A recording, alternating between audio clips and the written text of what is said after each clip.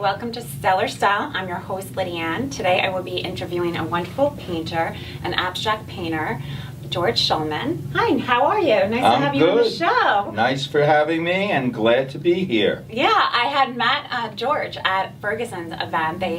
It's a new store that opened up on Willis Avenue in Roslyn with spectacular lighting. And, we started conversing, and I'm a huge fan of his art. So tell us a little bit about your art and yourself. So how did your whole art originate? Have you always been doing it, or was something you started doing later in life? As a youngster, I was raised by my grandparents in the Bronx, and my grandmother was a seamstress. My grandfather was a tailor. My grandmother made wedding dresses, and I was always drawing on paper bags and copying things, and I learned to sew at an early age, and I liked dressing up into with different costumes, and I was a very creative child. And you sound like you come from a very creative family too, so it's very, in blood. Very creative right? family. Another person in my life who had a great impact on my life was a woman named Frida Diamond, who was the daughter of my grandfather's sister. And Frida Diamond is the originator of color coordinates. Oh. And Frida Diamond also had her own stemware company and is the originator of the No Sweat glass. She's in the Smithsonian. And I worked for her, and I used to go to her home on weekends, and she would babysit me. So she had a litany of actors. She dated a guy named Paul Robeson, who was a wonderful black actor who I met as a kid, and Agnes Moorehead used to babysit me, and so she in that environment had... how did she stimulate your passion for art? What was her influence? She had Chagall, she had Picasso, she had Miro in the home. Oh, wow. Ben Shawn, and so besides a marvelous library, she also had original art from Japan that was given to her by the Japanese government. So she had sculpture, and her husband was a pretty good sculptor, and he was in a brownstone on 37th and Lexington Avenue. Okay. And so I was always immersed around art, and as a kid I went to art school. When I say kid, I'm talking about 9 years old. I took a couple of buses. Oh, you did? And I was allowed to go myself, and I had skipped 2 grades.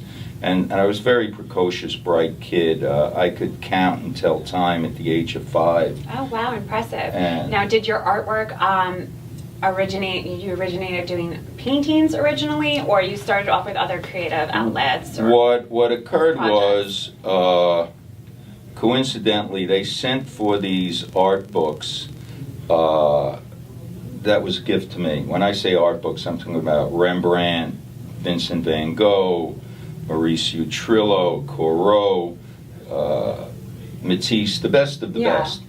And I'm talking about, I was like at the age of 7, so I used to look at these, and I would copy them. Oh, really? And then I would use crayons, and crayons gravitated to shoe polish and nail polish. And then there was no shoe polish in the house to So it's whatever you could get your hands on, George. I was secretive, creative, and I kept this stuff, and what would happen was invariably people would like it enough and not believe a kid did it that they would ask how much were they, and they would buy them.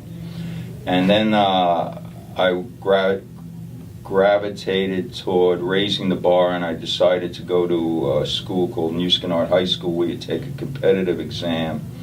And what was very nice is instead of going with my dad, who took me to Central Park, and he did softball games, and he had the stage, the Actors Guild account where he did the softball games for them.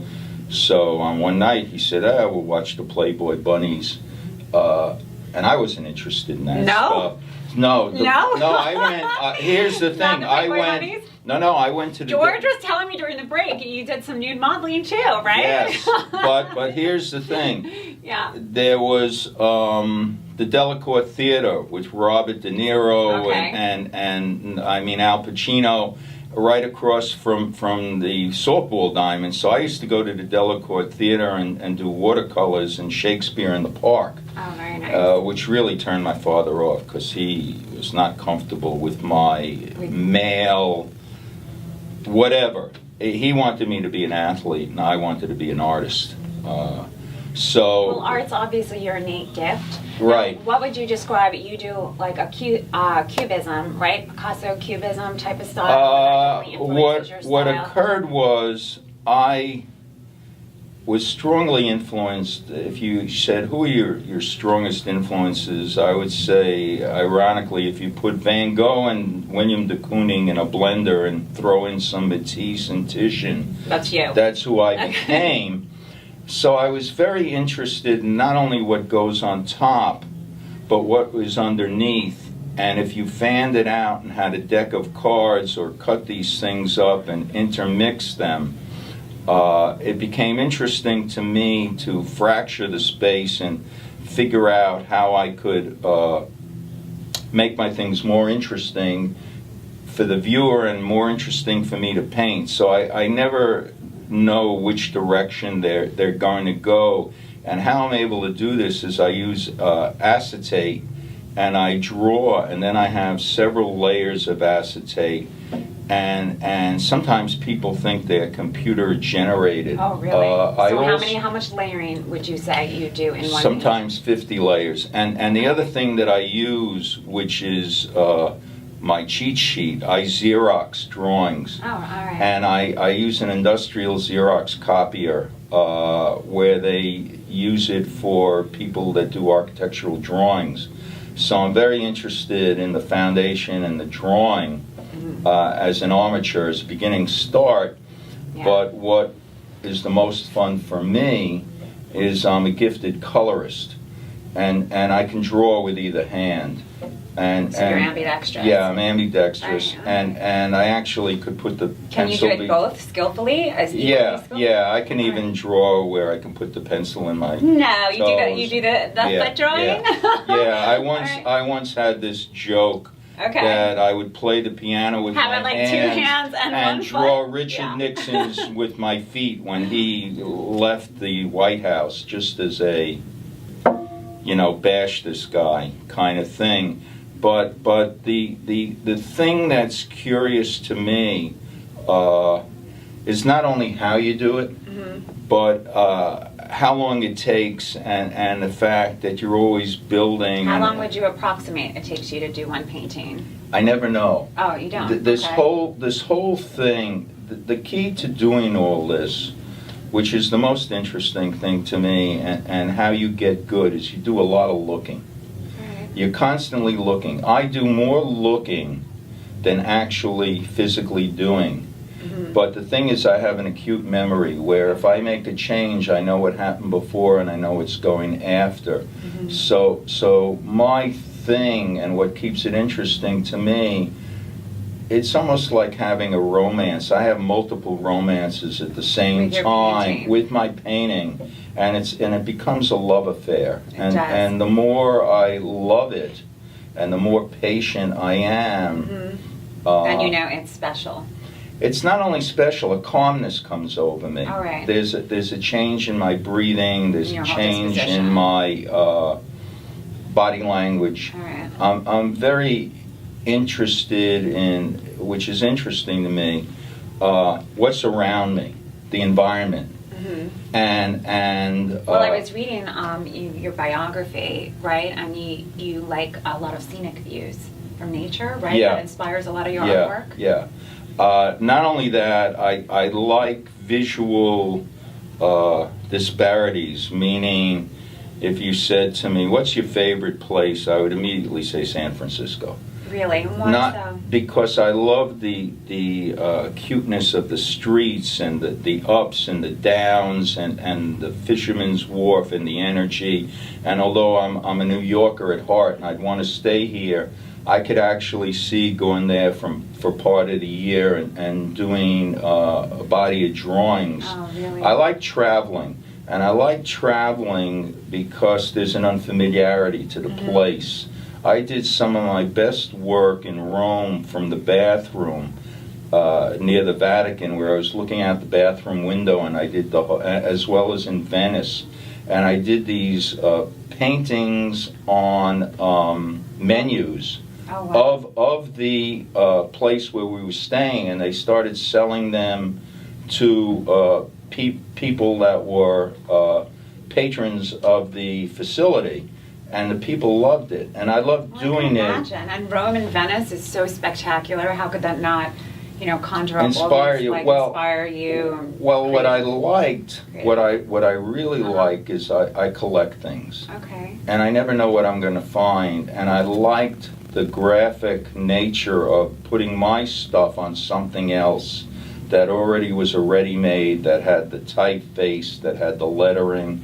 And so I'm constantly looking for fabric or buttons or things that I can use to make marks. Lettering interests me, types of lettering. So when I do what I do, I'm very interested in using multiple materials. Okay.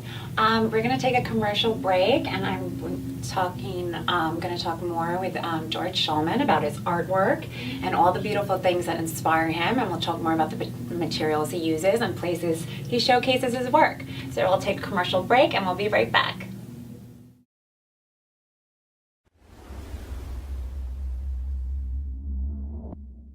Hi, I'm Tim Stead. I'm from Star Communications. We're a marketing support company. And if you need help with your next marketing project, please call 273-1900, or you can go to our website, starcommunications.us.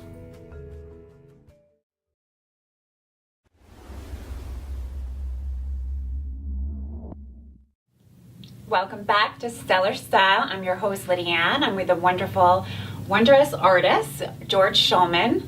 Hi, George. Welcome back. Hi. We took a little commercial break. What's really fascinating about George is that he also does a lot of Judaic art, right? There's a Judaic influence in your art, right? Will you tell us a little bit about that?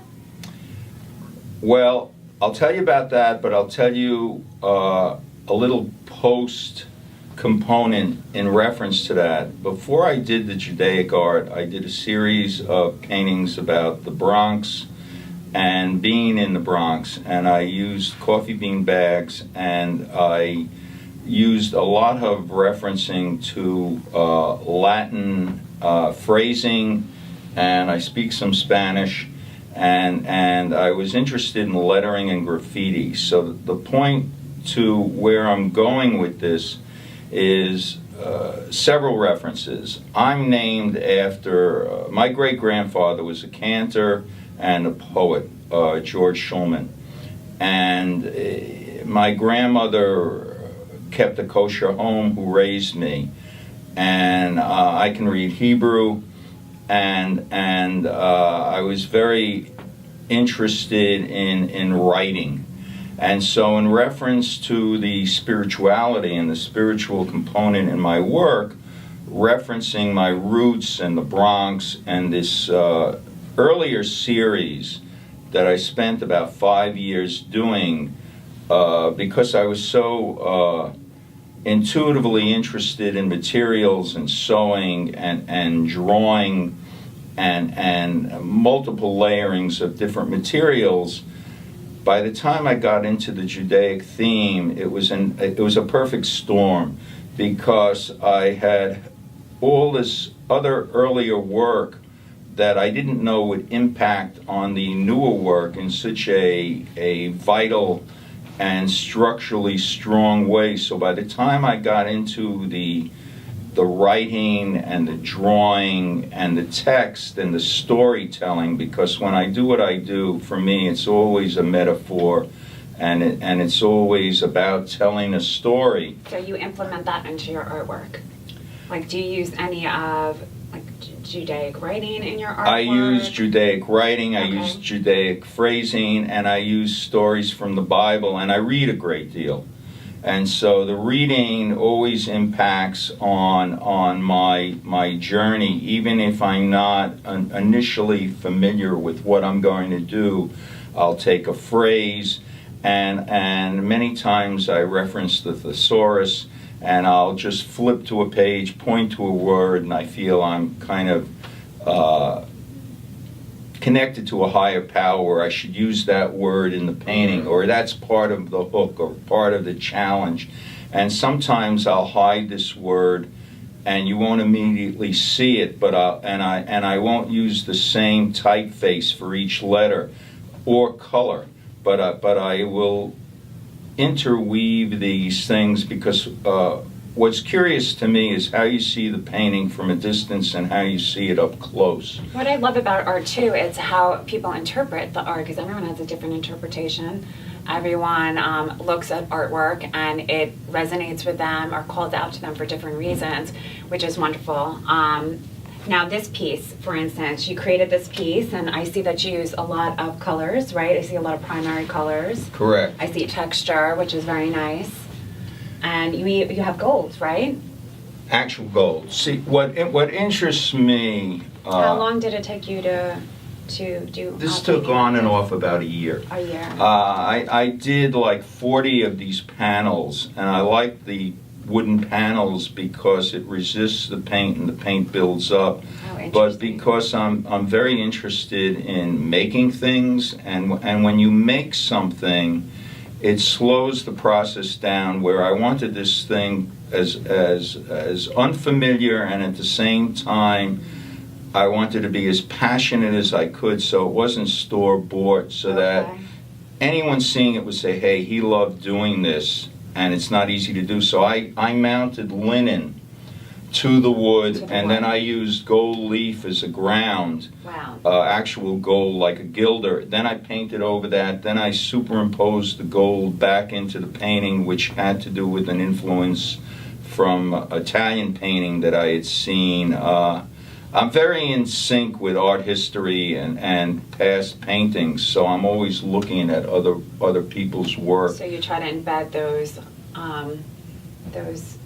Well, I incorporate, and I I actually have Xerox shapes, traced them, and imposed them in the work. So it's kind of my little trick smile, where I have certain masters, either shapes or forms or a mustache or something of someone else's work. It's kind of my own secret joke on the viewer. All right, nice. Now, do you do also artwork on canvas, or it's primarily on wood? I use all different materials. I use canvas, I use wood, I have banners that hang with grommets, I use sewing, I use paper, I make my own paper, handmade paper. So I'm very intuitive. You're and multi-dimensional with your multi-dimensional, and I like the fact that I don't set limitations for myself. My whole thing. Well, you let your creativity soar, and I love that about you, George. Now tell me, what is the largest size painting you've created? Like, do they vary in sizes? They vary in sizes, but I have to say I worked on the largest painting that exists in the world. Oh, really? 257 feet. 12 feet high, with Knox Martin, where I was his assistant. And we painted this thing 45 years ago when he was teaching at Yale and I was his assistant. So we paint, and this was on Chambers Street, a couple of blocks from where the World Trade Center would be. Oh. And it went completely around the block. Wow. So after you do something that scale, you're totally desensitized and you can work any size. Okay. So the thing that interests me is I like working real small and I like working real large. And my Achilles heel was, how can you do work that's as strong and make it feel large on a medium scale? Okay. Do you do custom made work, or clients would purchase stuff that you have already made? How does that work? I've done both, and I've done commissions, and right now I'm represented by a gallery in East Hampton, Lawrence Fine Art, and I have another gallery that's interested in picking me up, Fusion Gallery in Miami. Okay, very nice. And I have a big show scheduled for this summer at the Huntington Art League, which is the oldest art league on Long Island. So I'll be showing probably around 45 new paintings at the league this summer. And George, also, you did an event last night over at the Shalom Temple, right? You were showcasing your work. Correct. There too. I have. Which that's very nice to do that at temples, especially since you have a Judaic foundation to a lot of your work. I think, that resonates with a lot of, people in the area. So well, it was fantastic because I met a fellow who's a filmmaker, and what occurred was he was so taken by my personality, not knowing the strength of the work, that he committed to doing this documentary. And I, at the time, didn't know what I was going to paint, but I was coached up by these rabbis, and they said, you have to really be strong and represent us and blah, blah. And I didn't want to be in my head, and I wanted this thing also to be spontaneous. So I spent 3 months thinking about what I was going to do, and it turned out that the painting was about the Holocaust, because the guy I'm named after lost half of his family in the Holocaust. He left a wife and 4 children, but he brought 4 children here, married again, had 4 children. She had 3 children. Then she passed away, and he married again. Oh wow! Had 3 more children. Sounds like too many. So this is my great. This is the guy who to take care of. Exactly. So 11 children. Significant funds.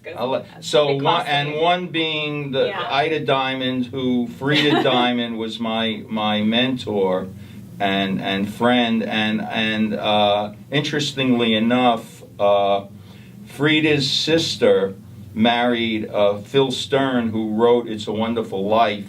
So I actually met Jimmy Stewart and Frank Capra as a kid, and that became part of my legacy, my heritage, being one of, call it the IT crowd, the A-League creative people. Not even realizing it, but just call it a rite of passage. Okay, wonderful.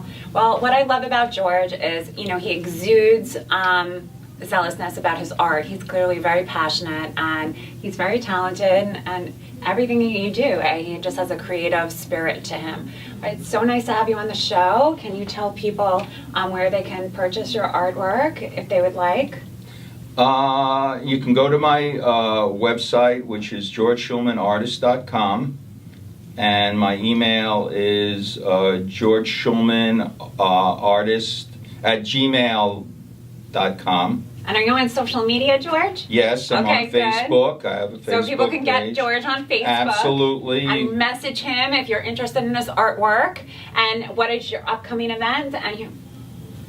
Well, we have Art Miami, and we'll have work in Miami in the next few weeks. All right, wonderful. I love Art Miami. That's a great event. But wonderful having you, George, here on Stellar Style. So George Schulman for wonderful Cubism art and has like a Picasso feel to it. And we'll see you next time on Stellar Style, Lydiane.